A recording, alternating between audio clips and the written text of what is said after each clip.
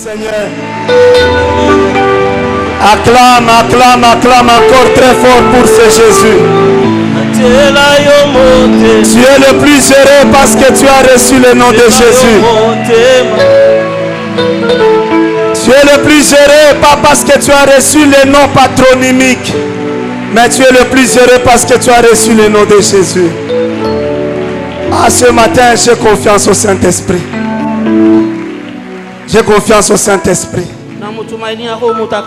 Je suis de ceux-là qui croient que Dieu est capable d'opérer le miracle. Avant la prédication, pendant la prédication, ou après la prédication. Jésus nous a donné deux possibilités pour croire en lui. Il dit, si vous ne croyez pas à mes paroles, croyez au moins à mes œuvres. Il y a des gens qui vont rejoindre Jésus parce qu'ils ont entendu. Mais il y a ceux-là qui vont rejoindre Jésus parce que Jésus aura opéré des miracles dans leur vie. C'est pourquoi sans peur, je crois que le Saint-Esprit va guérir quelqu'un, il va toucher quelqu'un, il va délivrer la vie de quelqu'un. Même si tu ne crois pas, je le crois au nom de Jésus. Alléluia. Amen. Alors ce matin, je dis également merci à notre Dieu parce qu'il a renouvelé sa grâce sur nous. La Bible dit, c'est lui-même qui nous a jugés dignes de l'évangile. C'est pas nous-mêmes, mais c'est lui-même. Il a dit que toi, tu seras mon serviteur et tu proclameras ma parole. C'est lui-même. Qu'il soit béni pour cela. Alors également nous disons merci à notre père Papa Zacharie ainsi que maman Monique pour qui nous prions que Dieu affermisse leur règne par le droit et la justice. Ce qui sera pour nous, leurs enfants, une très bonne réputation. Avoir un père qui craint Dieu, c'est vraiment une bénédiction. Je crois que je l'ai dit le vendredi. Nous, on a eu un père qui était ivrogne. Chaque fois on le voyait toujours ivre. Et jusqu'à ce que la mort l'a emporté. Il n'avait même pas atteint 60 ans. Mais à cause de l'ivresse, sa vie a été interrompue. Et chaque fois quand on se retrouvait avec les amis au quartier, on pouvait nous dire, voilà, votre père c'est un ivrogne. C'était aussi un sujet de honte pour nous. Mais si Dieu nous donne un père spirituel qui craint Dieu, il y a de quoi à dire merci à Dieu. Est-ce qu'on peut acclamer pour Papa Zacharie et Maman Monique? Également, je dis merci à tous les pasteurs assistants. Je vois Papa Alphonse représenté par Maman Christine, Pasteur John Kalala, Pasteur Sylvestre, Pasteur Pascal. Pour moi, c'est une grâce d'être à leur côté. Sans Jésus, je ne pouvais jamais rencontrer ces hommes. Les hommes sages, intelligents et posés. Ce sont des bénédictions pour nous. Est-ce qu'on peut acclamer pour nos pasteurs assistants? Alors que Dieu vous bénisse aussi, peuple de Dieu, pour la confiance que vous nous témoignez, surtout à nos prêtants oreilles à ce que nous allons dire. Est-ce que vous pouvez aussi vous acclamer vous-même parce que vous êtes merveilleux?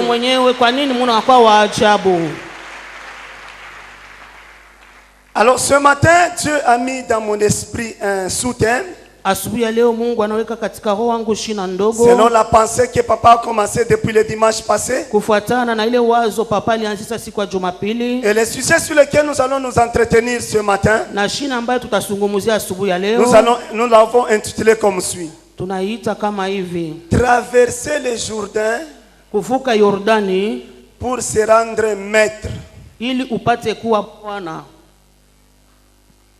Si tu veux des nations plus grandes et plus puissantes, kama unapenda mataifa kubwa na ya uwezo, traverser le Jourdain, kuvuka Yordani, pour se rendre maître. kwa kuwa bwana.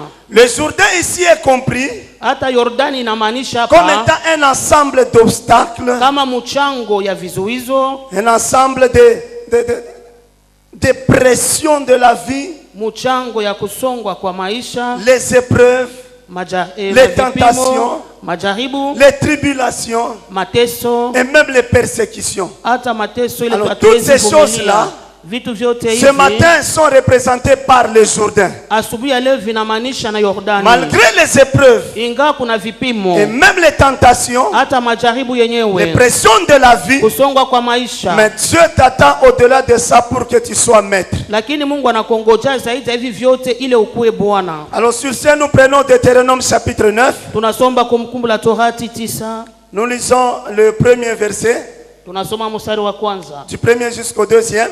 mstari wa kwanza hadi ya pili. Ça c'est notre premier texte. Inakuwa ni andiko yetu ya kwanza. Deutéronome chapitre 9, le verset 1 et 2, nous lisons: Écoute Israël, tu vas traverser aujourd'hui.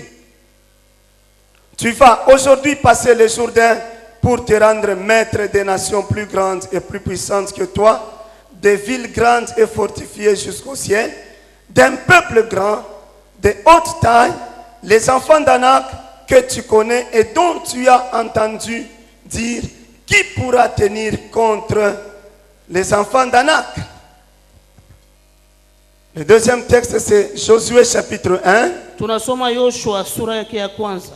Souffrez, aujourd'hui nous allons lire un peu beaucoup de textes. Itikeni leo tutasoma maandiko mengi. Et papa a toujours l'habitude de dire: papa anazo uwezo wa kusema, la lecture de la parole de Dieu usomi wa neno la Mungu fait partie aussi de la prédication. nayo ni mahubiri. Juste par la lecture, quelqu'un peut être affranchi. Hata kupita tu kusoma, mmoja anaweza kutiliwa uhuru. Quelqu'un peut être fortifié et consolé. Mmoja anaweza kupatiwa nguvu na kufarijiwa. Alors Josué chapitre 1, nous lisons à partir du premier verset jusqu'au 4e. Et le troisième texte, ça sera dans Josué toujours chapitre 3. Tutasoma tena Yoshua sura yake ya 3. Nous allons lire du 1er au 7e. Tutasoma mstari wa kwanza Et hadi puis nous 7. sauterons pour lire 14 à 15.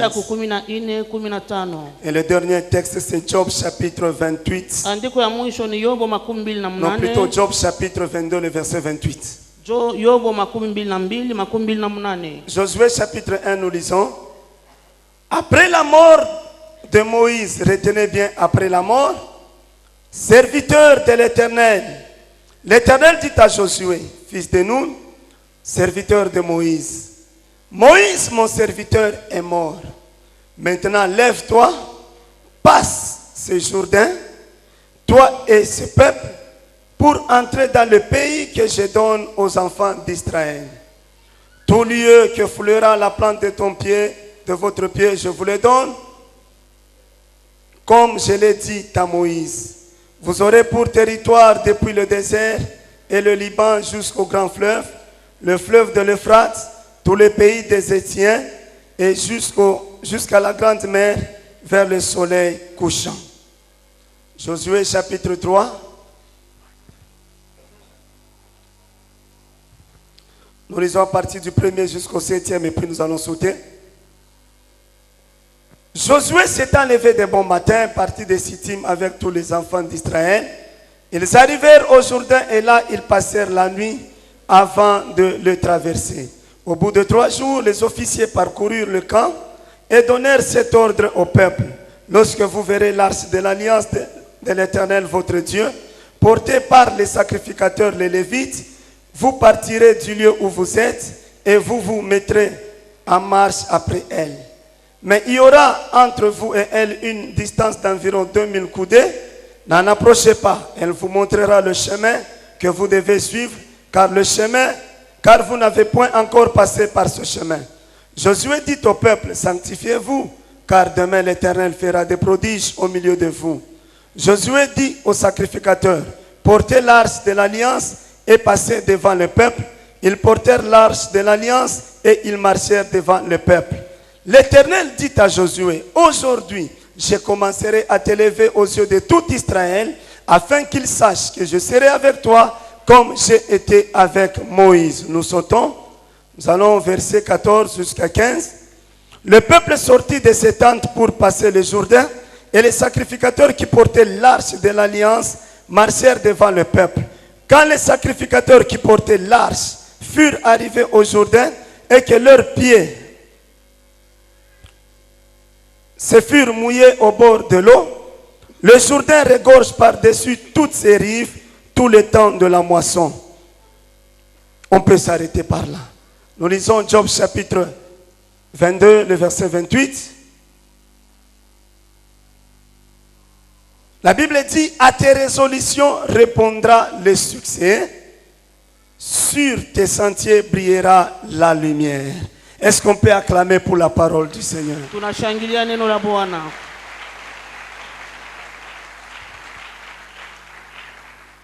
Tu vas traverser aujourd'hui le Jourdain pour que tu te rendes maître. C'est ça la volonté de Dieu. Lorsque les pressions de la vie arrivent, lorsque les tentations, les tribulations et même les épreuves arrivent, c'est pas pour que tu restes sur place et que tu meurs à cet endroit, mais c'est pour que tu les traverses et au-delà que tu sois maître des nations. Ce matin, il y a quelqu'un que Dieu rendra maître, et du diable et des démons et même de toutes les situations contraires dans sa vie. Alors revenons dans Josué chapitre 1. Avant de traverser le Jourdain, la Bible dit, après la mort de Moïse mon serviteur, lorsque Dieu a fait mention de la mort de Moïse, il voulait que Josué comprenne une chose, que Josué, il devrait comprendre une chose, qu'il y a eu beaucoup de sacrificateurs en grand nombre. La mort les a empêchés d'être permanents. Moïse était serviteur de Dieu. Il a reçu la mission d'amener Israël à Canaan. Mais la mort l'a empêché d'être permanent. Alors comme la mort l'a empêché d'être permanent, Dieu lui a donné un sacerdoce qui est transmissible. C'est-à-dire il lui a donné une mission qui se transmet d'une personne à une autre. C'est ainsi qu'après eux, on a parlé des successeurs. Moïse a reçu comme mission de faire sortir Israël de la dépendance pharaonique pour l'amener à l'indépendance à Canaan. Puisque étant en Égypte, ils étaient en train de bâtir la ville de Python et la ville de Ramsès qui servait de magasin à Pharaon. Ce qui fait que Israël dépendait économiquement de Pharaon. Il dépendait financièrement et même politiquement de Pharaon. Alors qu'il devrait avoir son indépendance dans une ville dont les fondateurs étaient sous la malédiction.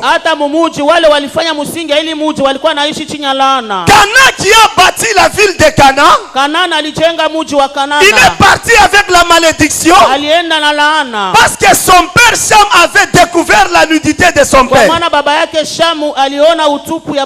Parce qu'en ce temps-là en Israël, il y avait un proverbe qui disait, kulikuwa fumbo moja ilikuwa que les inasema pères ont mangé des raisins verts, wababu wanakula matunda mabichi, mais les dents des enfants se sont agacées. lakini meno ya watoto inakuwa Ça veut dire bukacho. si le père pêche, Kama baba anatenda les dhambi, conséquences du péché retombent sur les enfants. vinyume vya baba vinaangukia batoto, C'est ainsi que involontairement, au wala kutokea mapenzi yao, inconsciemment, Canaan était sous la malédiction. wao bila kujua Kanana Mais inalainiwa. alors la ville de Canaan Sasa muji ya Kanana était la ville de bonheur pour Israël. ilikuwa nchi ya eri kwa Je Israeli. veux dire à quelqu'un ce matin, Ninakwambia asubuhi ya le leo, premier miracle de Jésus, muujiza ya kwanza ya il Yesu a accompli à Canaan. alifanya kule Kana. Parce que ces gens-là étaient sous la malédiction. Kwa wale watu walikuwa Il est nalainiwa, venu changer alikuwa la kubadilisha malédiction en bénédiction. laana kuwa baraka. Dis amen ce matin.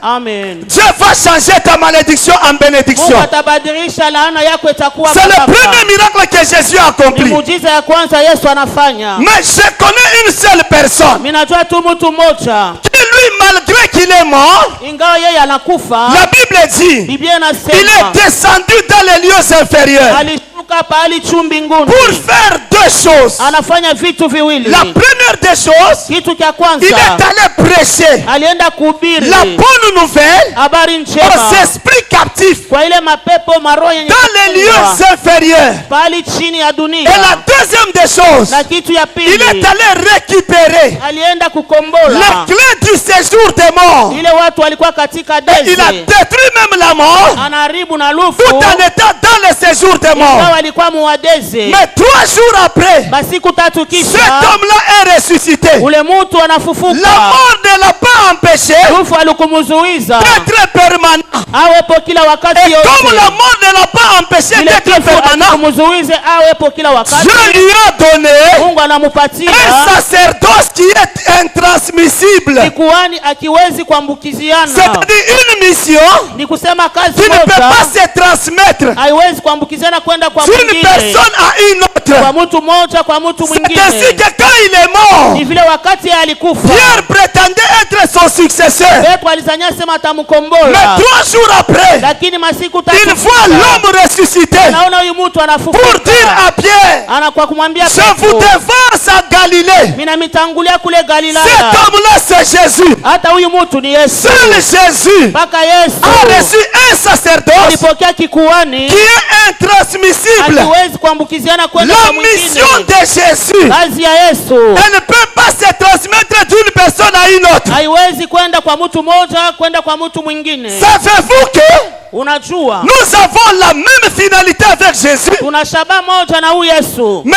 avec des objectifs différents. lakini tuna malengo achana chana. Jésus a traversé Yesu alivuka le tabernacle plus grand et plus parfait, kubwa na kamilifu qui zaidi, n'est pas de cette création, aina ya hii umbo, c'est-à-dire le ciel. ni kusema mbingu, Mais il est arrivé au propitiatoire. lakini alifika kule kukifuniko, Il est arrivé au trône de Dieu alifika kule kuenzi ya Mungu, avec comme objectif alikuwa na mashaba mbili, d'avoir la rédemption de nos âmes. apokee ukombozi wa manafsi yetu. Alors nous, lorsque nous entrons, Wakati sisi pendant que nous tunapoingia, traversons le tabernacle, wakati tunavuka ile hema, nous arrivons au trône de Dieu. tunafika kuenzi ya Mungu, Là où Jésus est arrivé. kule Yesu alifika. Mais non pas pour obtenir la rédemption de nos âmes, Bana sisi tupokee ukombozi wa mais manafsi c'est pour yetu, être secourus dans nos besoins, lakini ile tusaidiwe pour mahitaji trouver yetu, grâce à ses yeux, ile tupokee neema et mbele pour trouver yake, miséricorde. na tupokee rehema. Jésus n'est pas entré auprès de Dieu Yesu asikuingie kule pour kukombozi avoir le mariage. kwa kupokea Mais ndoa, toi et moi, lakini wewe nous na allons mimi vers Dieu tunamkaribia pour Mungu avoir le kwa mariage. kupata Parce ndoa,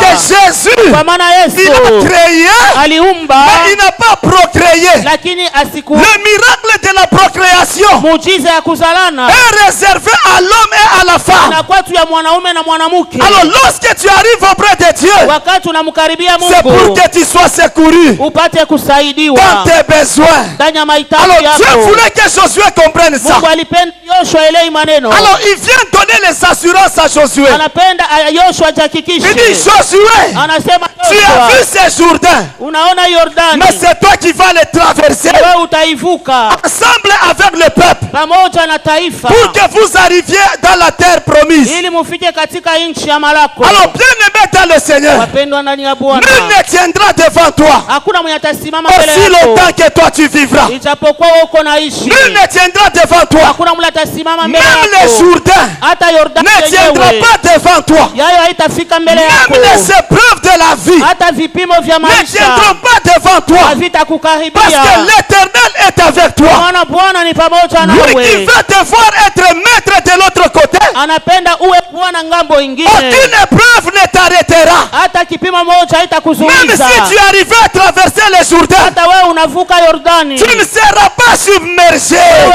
hautamezwa. La Bible dit ceci. Biblia inasema hivi, Oh Jacob, Yakobo, je te connais par ton nom. ninakujua kwa Et jina je lako t'appelle par ton nom. na ninakuita kwa jina Si tu lako. traverses le fleuve, Wale wanavuka mto, je serai avec toi. nitakuwa pamoja Et les nawe. grandes eaux Hata maji ne peuvent pas te submerger. na maji hayo Ce haitakumeza. matin, je dis à quelqu'un Asubuhi mimi nakwambia qu'aucune eau ne va te submerger. hata maji moja haitakumeza. Aucun fleuve ne te submergera. Hakuna mto ya maji Parce que itakumeza, l'Éternel est avec kwa toi. maana Yawe ni pamoja Vous savez, nawe. bien-aimés, Unajua mpendwa, au commencement, kumwanzo la Bible dit Biblia que le inasema Saint-Esprit Roho Mtakatifu était en train de se mouvoir au-dessus des eaux. alikuwa anatambaa juu ya maji, Mais le Saint-Esprit lakini Roho n'a pas Mtakatifu été submergé. yeye asikumezwe. Alors, du temps de Moïse, Hata wakati ya Musa, Moïse qui signifie tirer des eaux, Musa maana yake anatoshwa maji, il a été jeté dans le fleuve. alitupwa ndani ya maji. Moïse est venu avec la loi.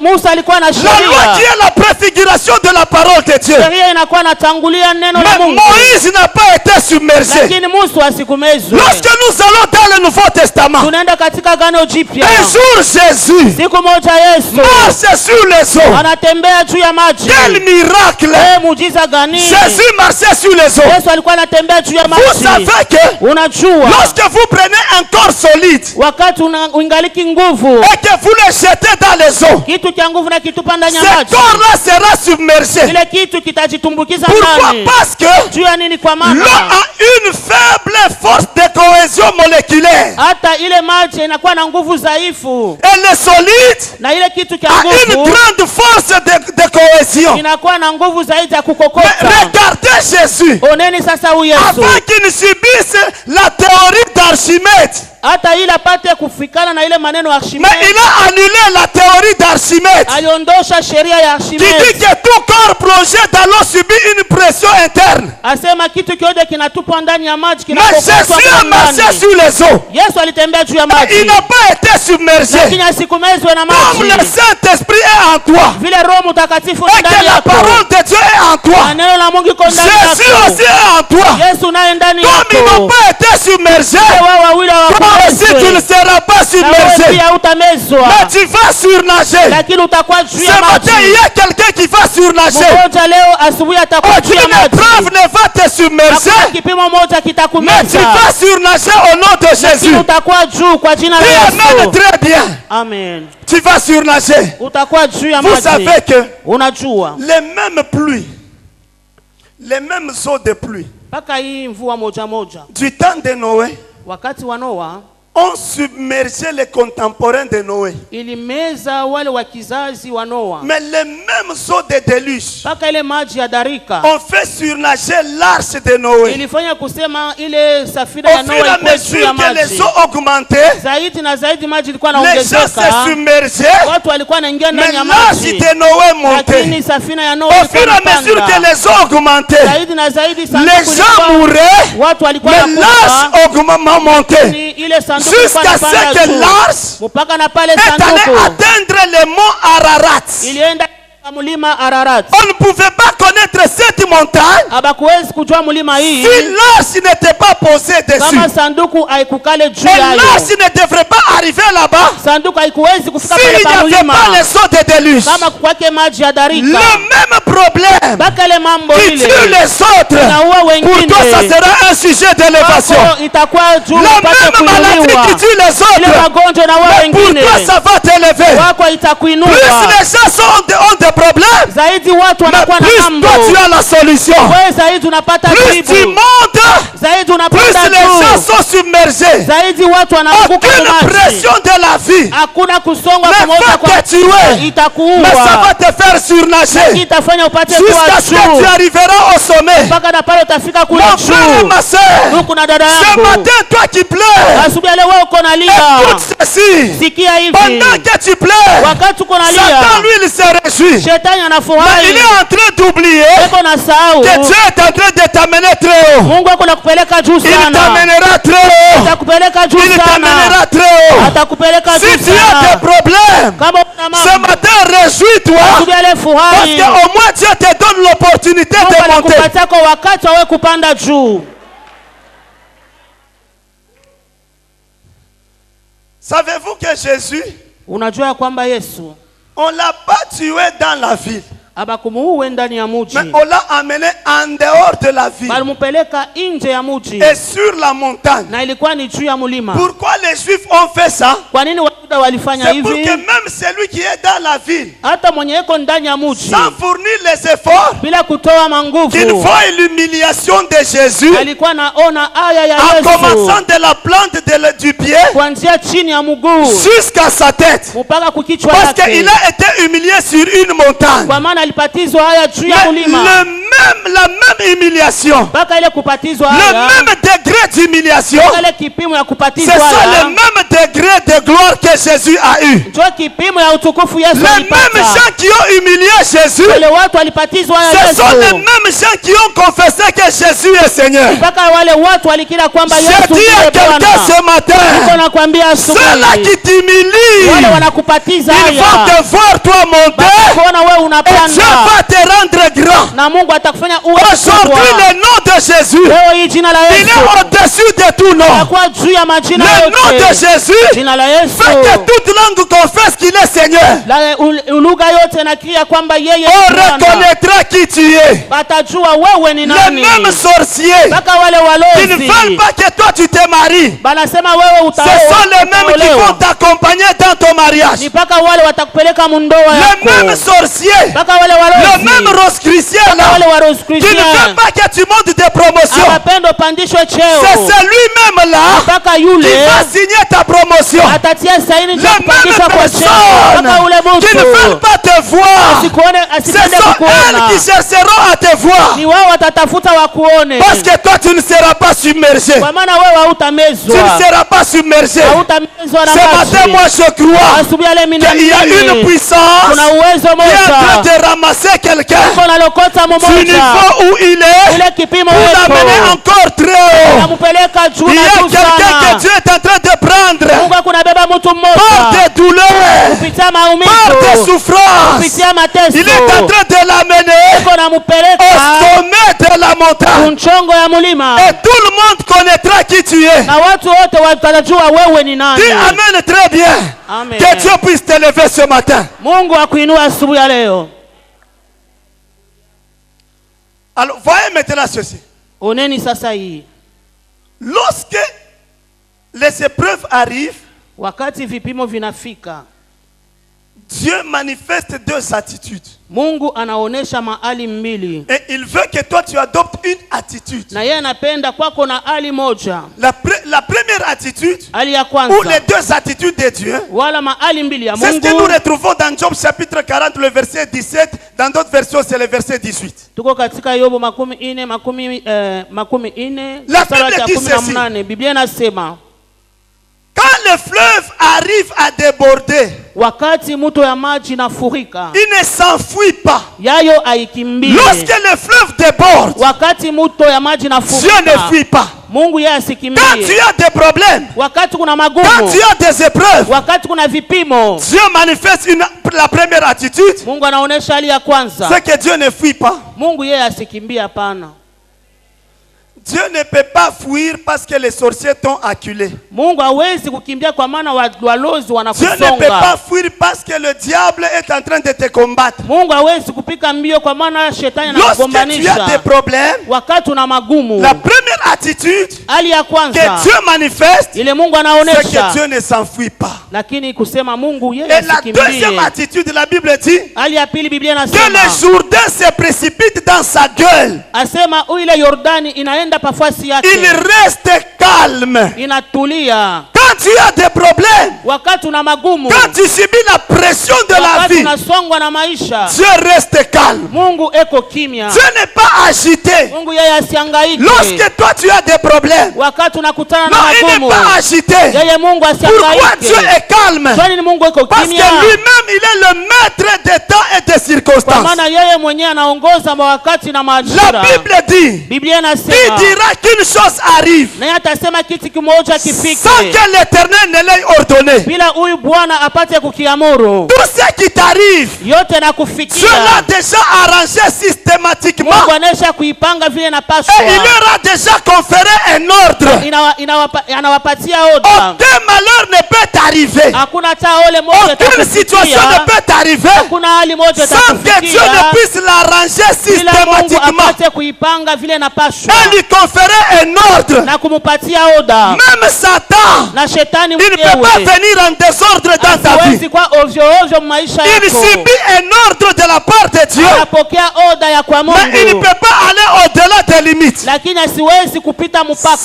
ose aller au-delà des limites, là Dieu se lève pour le frapper. Dis amen très bien. Amen. Même les sorciers de ta famille, ils ont des limites. Ils peuvent travailler pendant un temps, mais un autre temps ils seront inopérationnels. Comme ce matin je déclare que tous les sorciers de ta famille sont inopérationnels dans ta vie. Tous les démons sont inopérationnels. Tu entreras dans ton héritage et tu deviendras le maître de ton héritage. Personne ne va t'arrêter. Si hier on t'a arrêté, c'était leur temps. Mais ce matin c'est ton temps. Personne ne t'arrêtera. Personne